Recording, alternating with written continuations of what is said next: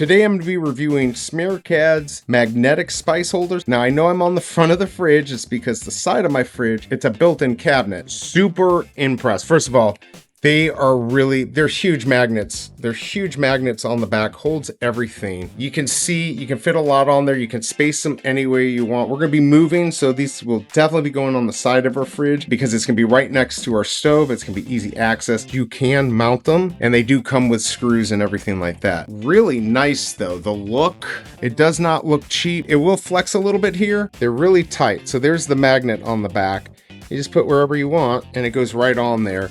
And they're not going to come off with the spices that we have, but it looks good. I normally don't like a lot of stuff out on the fridge, but especially like with spices that are labeled like this, they look nice. Maybe I wouldn't use stuff like that, but you can get a really clean look out of this, and I think they look super nice. I hope this review helps, and I'll see you next time.